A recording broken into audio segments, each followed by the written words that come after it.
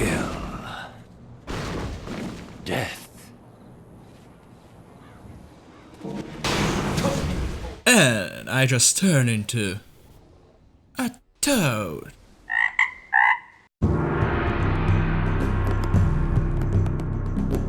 This world is out of balance. In the middle of road from Kotor to Mass Effect, there is somewhat obscure RPG Jade Empire. First original RPG IP from Bioware, and somewhat forgotten gem. I would say it's most forgotten Bioware title, but that simply is not the truth. One of the reasons I think this game never reached popularity of other Bioware's RPG franchises is that it was released on unfortunate timetable. Twice.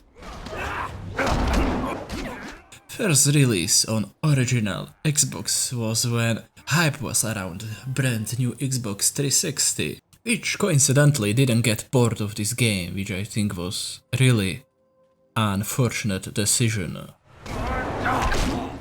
And later PC port that was released 2 years after original Xbox release in 2007, when hype was around brand new IP from Bioware Mass Effect.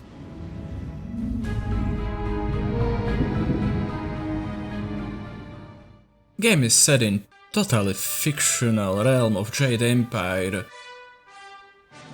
and instead of mages, knights, thieves and other fantasy bullshit archetypes, you play as martial artists, learning martial arts, going around the world and collecting new techniques. One of the main mysteries is that souls of dead people cannot leave this world to underworld, so they stay and haunt places. One of your goals is to find fix for that. It's slightly more difficult because this world is ruled by celestial bureaucracy of gods, demons and other deities.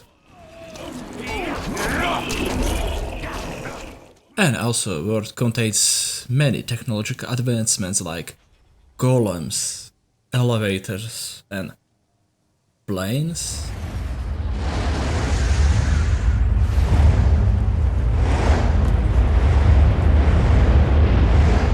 Asian-inspired settings are quite rare among Western RPGs, respectively RPGs available in Western markets. There is a huge market inside of China for this type of RPGs, but their availability outside of China is questionable. But back to the game, Jade Empire is action RPG with heavy emphasis on story. But before you start story, you have to create your character. You can select from a few archetypes, which each have different starting main technique and appearance. Most of the archetypes have male or female variation. Well, no matter what character archetype you choose, you start as martial arts student in school near a small village of Two Rivers, which is coincidentally name of the first village in beginning of the first Wheel of Time book. If you have about 200 hours of free time, you can read it. It's decent series. Your first quest is to train at school under your master, Master Lee, which serves as tutorial.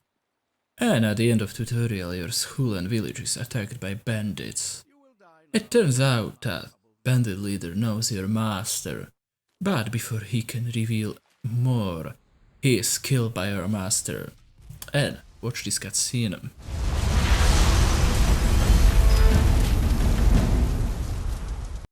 You! Well fought, my student, but I cannot risk you against a foe like this yet. So blatant. We never thought to look in so humble a place. We expected an army. Your strategy, as always, is impeccable. Your search is over, assassin, but no one will hear of your success.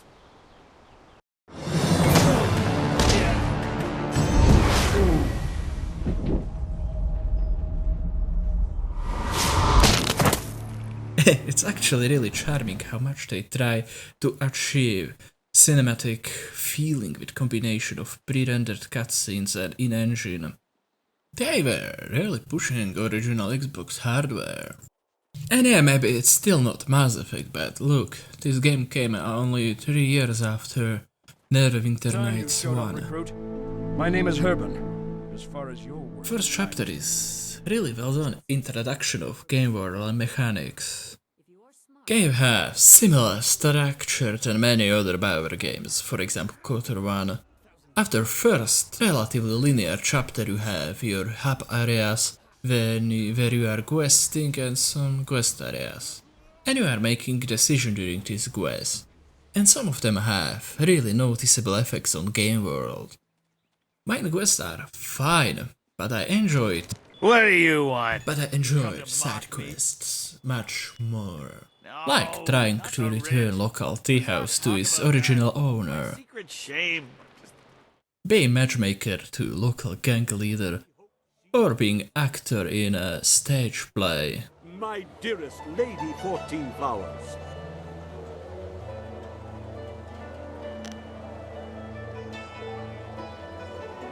Your banner was a blend? How odd. The spotters reported that it was the purest white of the lily, as if there was word of peace. Also, I'm really a sucker for great arena quest in RPG. And Jade Empire definitely delivers on this front. Imperial Arena is my favorite quest line. Game is often referencing old kung fu movies, and it's full of humor which is typical for early Bioware games. Sometimes I chuckle out loud.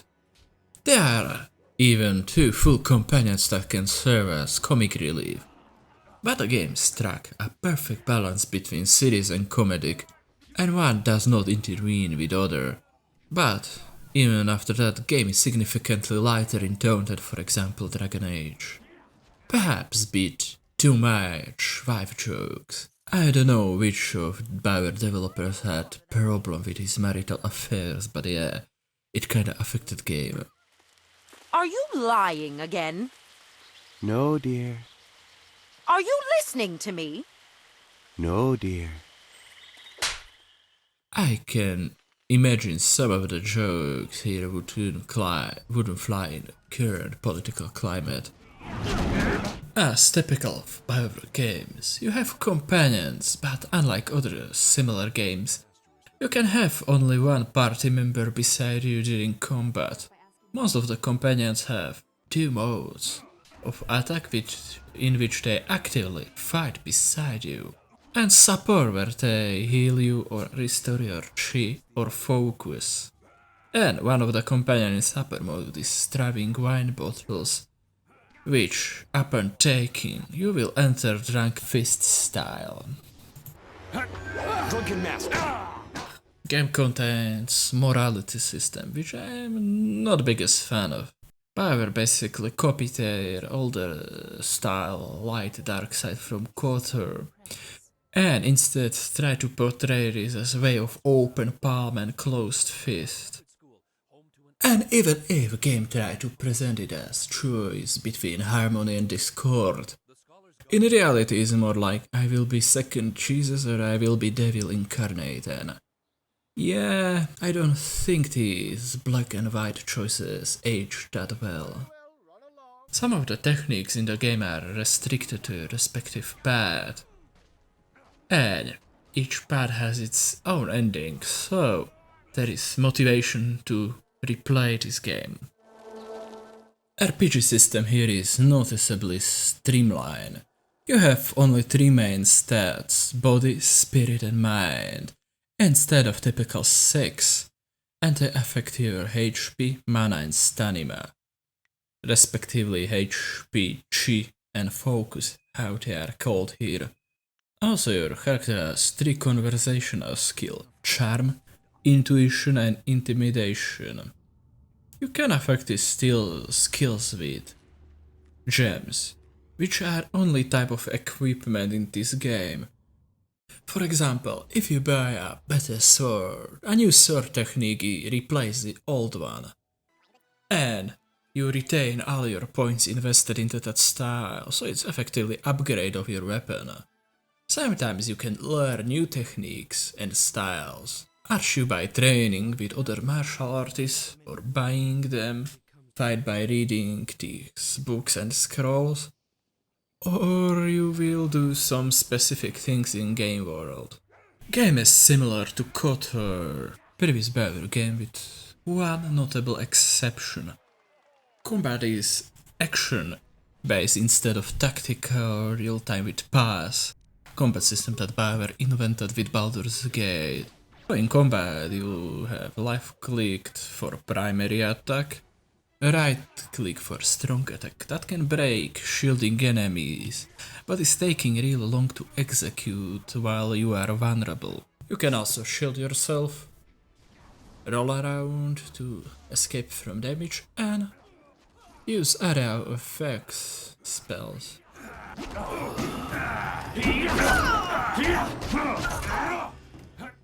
And combat is surprisingly fresh. It aged much better than I expected from game from 2005.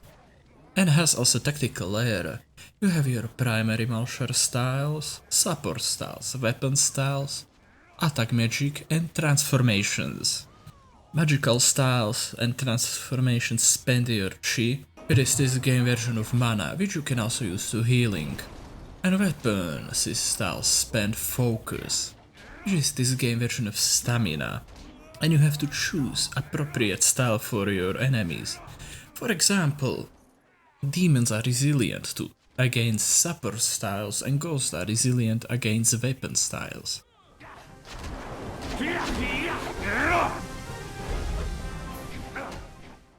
There are also harmonic combos. If you during combat switch your styles in a particular order, you can achieve combo that deals extra damage or replenish one of your bars.